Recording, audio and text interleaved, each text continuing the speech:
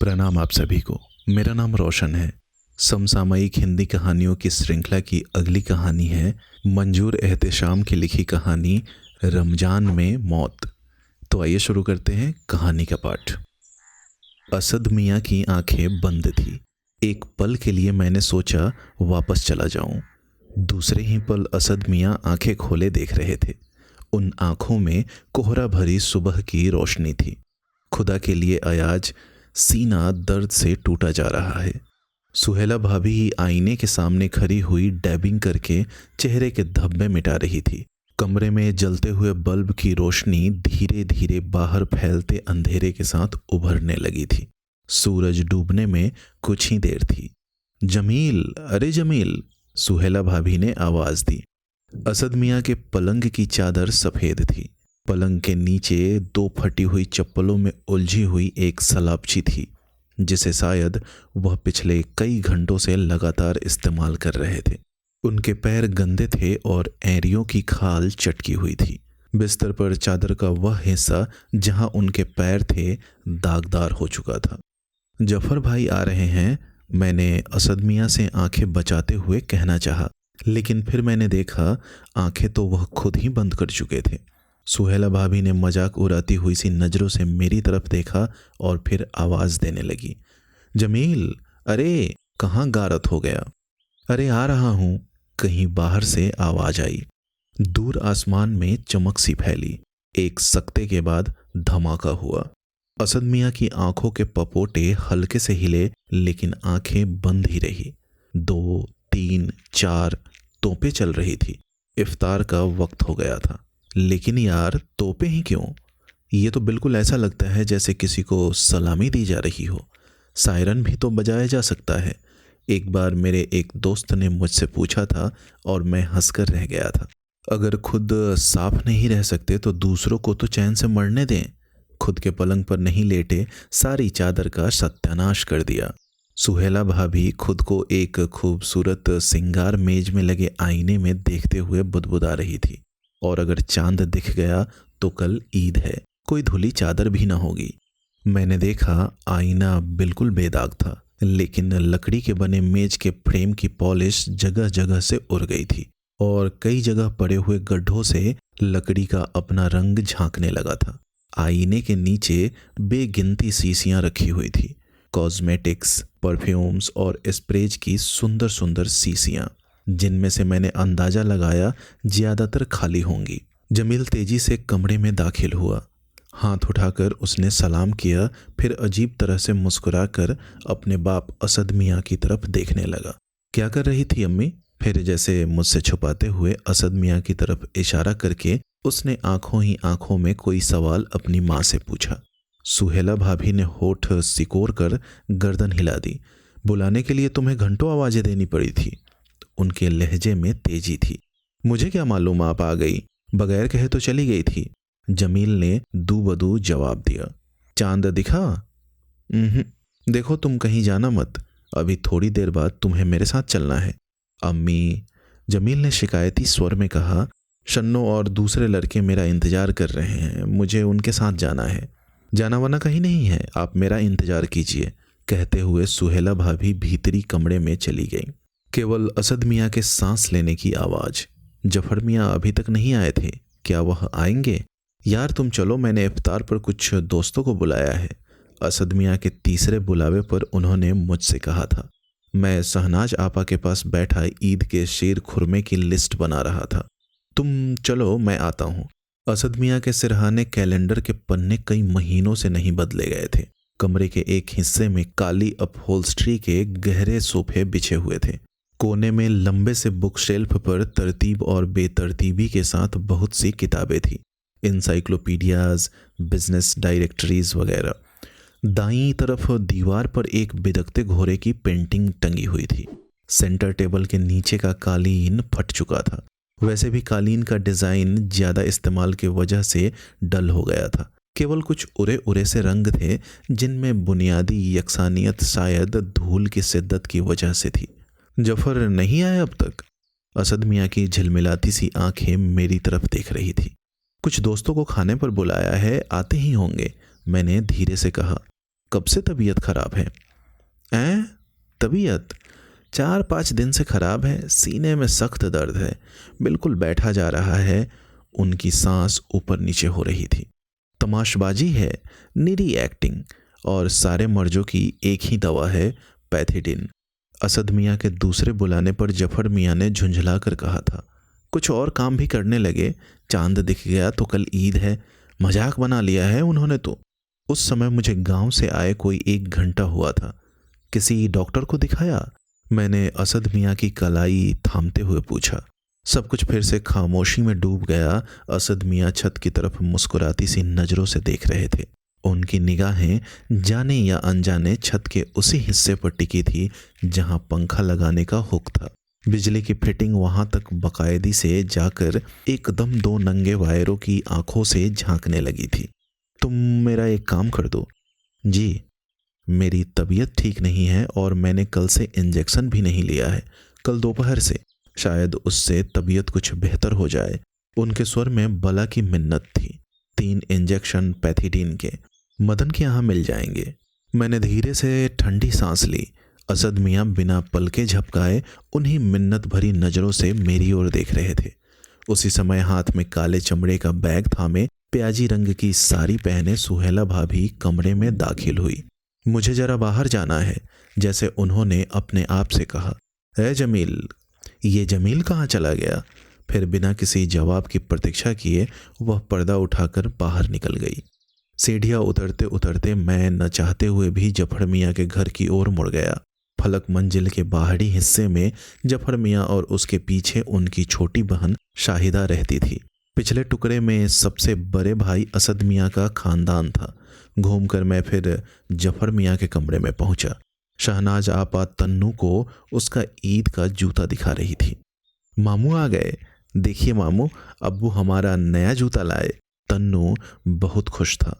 और बेटा, मामू को नहीं बताया कि तुमने शेर कैसे मारा था? और तुम्हारी बंदूक कहाँ है? जफर मियाँ बाहर के कमरे से अंदर आ गए थे। तन्नू नकल करके बता रहा था कि झाड़ी में से हाउ करता कैसे शेर निकला और कैसे उसने अपनी कार्क वाली बंदूक से उसे ढेर कर दिया। फिर दीवान पर बिछी शेर की खाल की तरफ इशारा करके उसने ठेठ शिकारियों वाले लहजे में कहा, उसी की खाल है। जफर मियाँ हंस हंस कर लौटे जा रहे थे। भाई, खाना तैयार हो गया। रियाज का तो रोजा था, सूख गए होंगे, उन्होंने शहनाज आपा से कहा और दोनों बावर्ची खाने की तरफ चले गए। तन्नू अपनी बंदूक लटकाए शायद दादी माँ को शेर का शिकार सुनाने चला गया और मैं अकेला दीवान पर बैठा रह गया। कमरे के 2 कोनों में रखे लैंप्स के सेट्स में से रोशनी छन छन कर अंधेरे में घुल रही थी और कुल मिलाकर ऐसा लग रहा था कि सूरज निकलने के थोड़े पहले या डूबने के बिल्कुल बाद का समय हो। बीच में महोगनी के सिरहाने की खूबसूरत दोहरी मसहरी थी, जिसके लिए ऊपर छत में मच्छरदानी के धागे लटक रहे थे। बाजू में दीवार से लगी हुई गहरे काले रंग की वार्डरोब्स थी और उसके बाद लगभग कोने के लैंप के पास ड्रेसिंग टेबल बिल्कुल वैसी ही जैसी असद मियाँ के घर में थी। इसमें पॉलिश की चमक अब भी बाकी थी। दूसरी तरफ जूते रखने का स्टैंड था जिसमें बहुत से जनाना और मर्दाना जूते रखे हुए थे। पलंग से अटैच्ड सिरहाने एक छोटा सा बुक रैक था जिसमें कायदे से किताबें जमी हुई थी। पूरे कमरे में गहरे लाल और काले रंग से मिले जुले पैटर्न का बुना कालीन बिछा हुआ था। नहीं जफर मियाँ, भूल नहीं सकते। फिर क्या जानकर वह असद मियाँ के जिक्र को टाल गए थे। 15 दिन पहले भी जब मैं गांव में आया था, असद मियाँ की तबीयत खराब चल रही थी। बल्कि रमजान से पहले तो एक दिन उनकी हालत नाजुक हो गई थी और तब मैंने जफर मियाँ से कहा था, किसी डॉक्टर को दिखा दें। तुम भी यार कमाल करते हो, हर तीसरे दिन किसी डॉक्टर को दिखाया जा सकता है। फिर कुछ बीमारी हो तब ना। सड़क पर कोई पहचान वाला मिल जाए तो टांग में चोट लगने से फ्रैक्चर तक की कहानी उसे सुना देते हैं, दवा के पैसे मांग लेते हैं और जाकर वहीं पैथिडीन। किसी जान पहचान वाले के यहाँ अगर मुर्गियाँ पली है तो जाकर कहेंगे बच्चों ने बहुत दिनों से अंडे नहीं खाए हैं। जो कुछ मिल गया सिंधी को बेच देंगे और फिर वही पैथिडीन। जीना हराम कर दिया है। इंश्योरेंस वालों से जो कुछ मकान का किराया मिलता है वह भी इन्हीं घपलों में उड़ाते हैं। जमील चोरी के अलावा अब सट्टे से भी शौक करने लगे हैं। इधर भाभी की हरकतें देखो, नसीरन भी उन्हीं के रास्ते पर जा रही हैं। पता नहीं किन किन हरामजादों के साथ खुली हुई जीपों में घूमते फिरती हैं। यही सब दोनों छोटी बेटियां भी करेंगी। वह तो बहुत गनीमत है कि साराह और समीना की शादियां हो गई। मियाँ, हमने तो उधर फटकना भी छोड़ दिया। अम्मी की जिंदगी तो हराम हो ही गई। तुम खुद सुनते रहते हो, दुनिया की कौन सी जलालत बची है जो अब फलक मंजिल के नाम से न जोड़ी जा सके। और फिर मेरी अपनी प्रॉब्लम्स हैं, आखिर कब तक। और असद मियाँ की माँ बदनसीब है, उन्होंने फूट फूट कर रोते हुए कहा था। जिंदगी और मौत दोनों की तरफ से बदनसीब। जैसे जिया है वैसे ही मरेगा। रमजान के मुबारक महीने में तो उस गुनाहगार की मौत तक नसीब नहीं हो सकती। मैं जफर मियाँ से कुछ कहे बगैर कमरे और फिर फलक मंजिल से बाहर आ गया। खुली सड़क पर हल्की सी खुनकी का एहसास हो रहा था। बहुत आगे स्ट्रीट लैंप जल रहा था और वहां तक धूप अंधेरा था। मेन रोड तक पहुंचने के लिए मुझे काफी पैदल चलना था। पीछे से आते हुए स्कूटर की रोशनी और आवाज से सड़क पर छाया हुआ अंधेरा जैसे घड़का। फिर खामोशी और अंधेरा एक दूसरे में घुलकर दूर तक फैलते चले गए। जिंदगी में लेन देन के कुछ कानून शायद लिखे ही नहीं गए। यह भी क्या कि जो कुछ हमें तरके विरसे में मिल जाए, हम उसे अपना समझ जरब देने के तरीके ढूंढने लगे। वे न लिखे गए कानून उन लोगों के लिए है जो सिर्फ उस चीज को छूते हैं जिस पर अपना हक तस्लीम करते हो, जो उन्होंने दांव पर लगाकर वसूल की हो। बाकी सब तो जमाने की तरफ से लादा गया बोझ है। एक बार काफी ज्यादा शराब पीने के बाद मेरे सामने असद मियाँ ने लोगों से कहा था। उस रात जुए में वह कोई 20,000 रुपया हारे थे। तब जफर मियाँ और शहनाज आपा की शादी को 2 साल हुए थे और मैं अलीगढ़ से छुट्टियों में कुछ दिन के लिए शहनाज आपा के पास ठहरा हुआ था। मुझे पता नहीं क्यों असद मियाँ अच्छे लगते थे। मेरे उनसे ज्यादा मेल मिलाप को देखते हुए शहनाज आपा ने समझाया था कि मैं उनके पास न जाया करूं, क्योंकि वहां लोग जुआ खेलने और शराब पीने के लिए इकट्ठे होते थे। फिर तो धीरे धीरे सब सामने आ गया था। असद मियाँ ने फलक मंजिल 2-3 अलग अलग पार्टियों को रेहन रख दी थी, इंश्योरेंस कंपनी और कुछ दूसरे मालदार सेठों को। देखते ही देखते डिग्रियां आने लगी थी और फलक मंजिल के एक बड़े हिस्से को फ्लैटों में तब्दील करके किराए पर उठा दिया गया था। उधार वालों की किस्तें चुकाने के लिए असद मियाँ की माँ ने पहले काफ़ी बर्दाश्त किया, क्योंकि असद मियाँ कैसे भी थे उनके सबसे लाडले बेटे थे। नवाबों से ज़्यादा लाड़ से पाला है मैंने इसे, आंखों में आंसू भरकर वह कहा करती थी। लेकिन फिर उन्होंने इस बात को लेकर मुकदमा दायर कर दिया था कि जायदाद क्योंकि उनके नाम थी, इसलिए उनके जीते जी उसे रेहन रखने का हक असद मियाँ को नहीं था। हाई कोर्ट में मुकदमा चल रहा था और उम्मीद थी कि असद मियाँ के हिस्से को छोड़कर जफर मियाँ और शाहिदा को उनका हक मिल जाएगा। शाहिदा के ख्याल से मेरे मुंह में करवाहट फैल गई।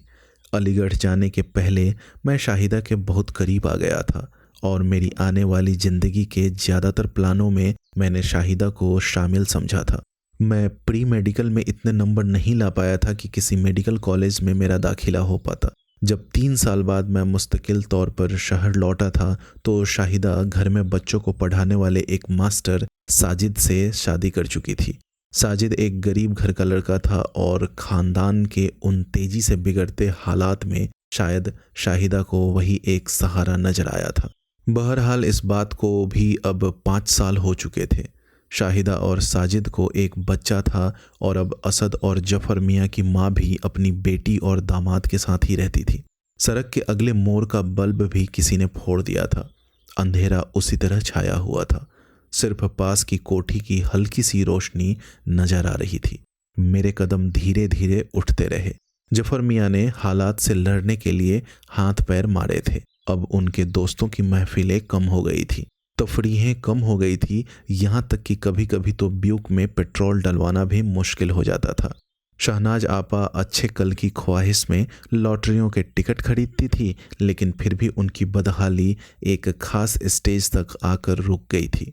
शाहिदा भी एक हरी भरी बेल की तरह अपने सबसे करीब की दीवार का सहारा लेने पर मजबूर हो गई थी। लेकिन असद मियाँ बिना किसी तब्दीली के वक्त के साथ साथ नीचे बैठते गए थे, जैसे उनकी नज़रों में जो कुछ हो रहा था सिर्फ वही हो सकता था।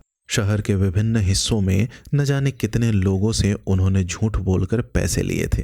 किसी को नायाब कारतूस ला देने के लिए और किसी को कोई जरूरी चीज दिलाने के बहाने, किसी से बीमारी, किसी से भूख का बहाना करके, लेकिन किसी शर्म का तआसुर उनके चेहरे पर कभी नहीं रहा था।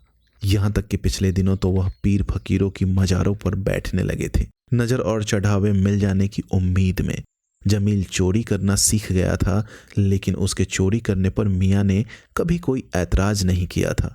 सारा घर उनको भूलकर उनकी तबीयत की तरफ से आंखें बंद कर ईद की तैयारियों में लगा हुआ था।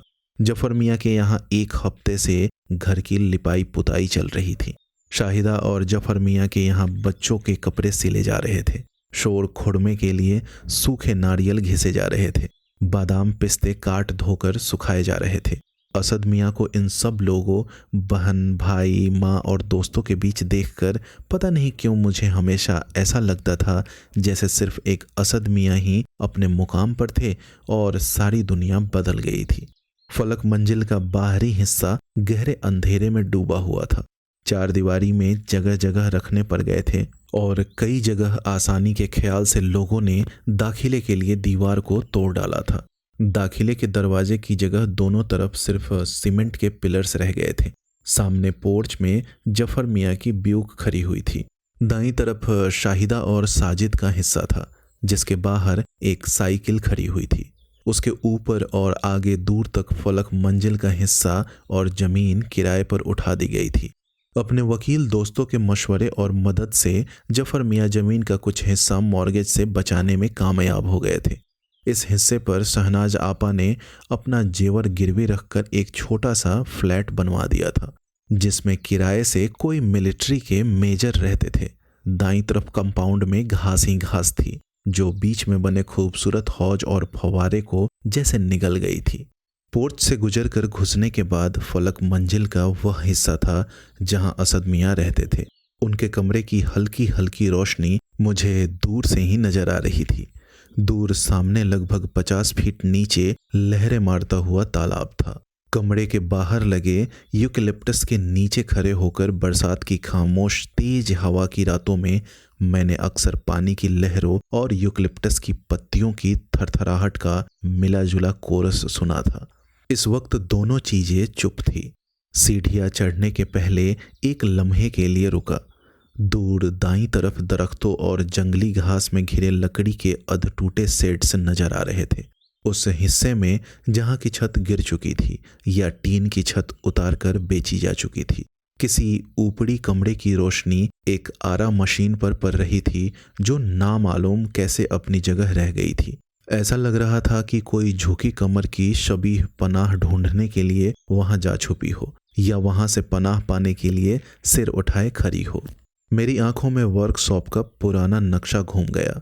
असद मियाँ के बाप अपने जमाने में सूबे के सबसे बड़े लकड़ी के व्यापारी और फर्नीचर डीलर थे। एक ही वक्त में कोई 150 कारीगर उनके सेट्स में काम किया करते थे। दरवाजा खुला हुआ था। असद मियाँ की बेचैन निगाहें मुझ पर ठहर गई। वह बिस्तर पर उठकर बैठ गए थे। एक पल के लिए वह कुछ सोचते से रहे, फिर उन्होंने इंजेक्शन मेरे हाथ से ले लिए। लगाएगा कौन? मैंने थोड़ी हिम्मत करके पूछा। जवाब में असद मियाँ मुस्कुराते हुए बिस्तर से उठे। खड़े होने की कोशिश में पहले तो वह डगमगाए, फिर संभल कर नंगे पैर ही अंदर के कमरे में चले गए। थोड़ी देर बाद वह सिरिंज हाथ में लिए वापस आए और देखते ही देखते वे तीनों इंजेक्शन उन्हीं की हाथों उनके खून में दाखिल हो गए। पसीने की नन्ही नन्ही बूंदें उनके माथे पर जगमगाने लगी थी और उनके मुंह से सी सी की आवाज निकल रही थी। थोड़ी देर बाद आंखें बंद किए, गर्दन अकड़ाए वह बिल्कुल खामोश बैठे रहे। फिर जब उन्होंने आंखें खोली तो उनमें दर्द और तकलीफ का तासुर खत्म हो चुका था। मुझे एकदम लगा जैसे मैं किसी चीज का इंतजार कर रहा हूं, किसी ऐसी चीज का जो मैं चाहता था कि न हो, लेकिन फिर भी उसका इंतजार था। असद मियाँ के अगले सवाल का। यार, क्या किसी के पास 300 बोर के कारतूस मिल सकते हैं? आबिद मियाँ को चाहिए। सुना है पीस कोड में कोई आदमी बेच रहा है। इसके बाद थोड़ी देर के लिए खामोशी रही। असद मियाँ अब बिस्तर पर लेटकर मेरी तरफ करवट ले चुके थे। मैंने पहली बार देखा कि असद मियाँ के सिर पर बाल बहुत कम रह गए थे। उनके सिर की खाल बालों में से तकरीबन साफ नजर आने लगी थी। बालों का रंग न सफेद न काला, बिल्कुल राख का सा हो गया था। और तुम्हारी खेती के क्या हाल हैं? मुझे लगा जैसे लहजे में कुछ छिपा हुआ था, मजाक, तंज या कुछ और। लेकिन क्या मैं समझ नहीं पाया। ठीक है, ट्रैक्टर चल रहा है, मैंने जवाब दिया। मेरा मशवरा तो यह है कि तुम अब भी संजीदगी के साथ पढ़ डालो। क्या रखा है इस तरह की खेती वेती में? आज तो बहन है, कल भांजे बड़े हो जाएंगे तो क्या करोगे? यह सब कुछ तुम्हारे बस का नहीं है।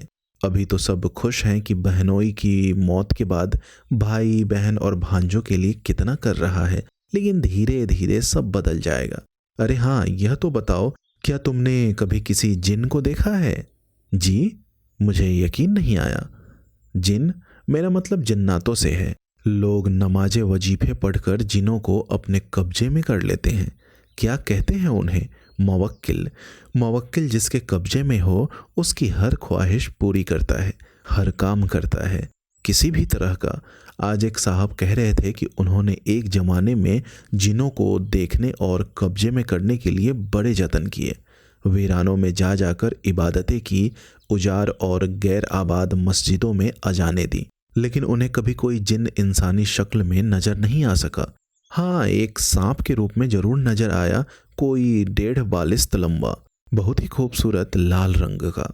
वैसे खुदा मालूम उन्हें यह कैसे पता चला कि वह जिन ही था। कभी तुम्हारा दिल भी चाहता है जिन्नों को देखने के लिए? जी नहीं, मुझे छुड़छुड़ी सी आ रही थी। एक जमाने में शहर में एक पहुंची हुई औरत थी।